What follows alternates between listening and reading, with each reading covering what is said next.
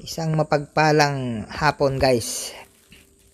Itong video naman na ito ay ipapakita ko naman yung technique kung saan ako magbubutas para doon sa fertilizer ng lansones. So ang technique ko dito guys ay dito sa dulo ng dahon niya, doon ko siya itatapat yung butas. So magbubutas ako ng 3 paikot niyang lansones na iyan, at doon ko ilalagay yung fertilizers.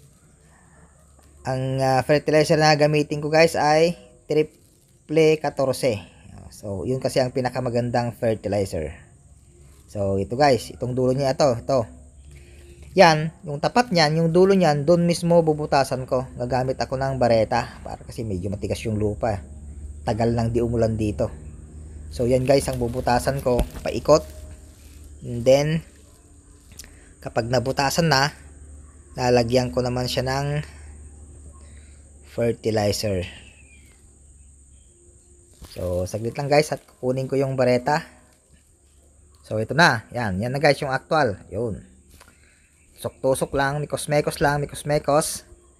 Yan, tusok-tusok. Huwag nyo nang pansinin guys yung kinelas ko kasi yung pares niyan kinain ng aso, nasira. So hindi talaga yan magkapareho. Ayan guys, 3 butas lang paikot, tapat lang ng dahon guys, dulo ng dahon. And then yan, lalagyan ko siya ng fertilizer. Ang lalim pala yan guys ay minimum 3 inches guys yan minimum 3 inches ang lalim. 3 to 4 inches lang, wag naman masyadong malalim kasi hindi pa kasi to malalim yung ugat nito.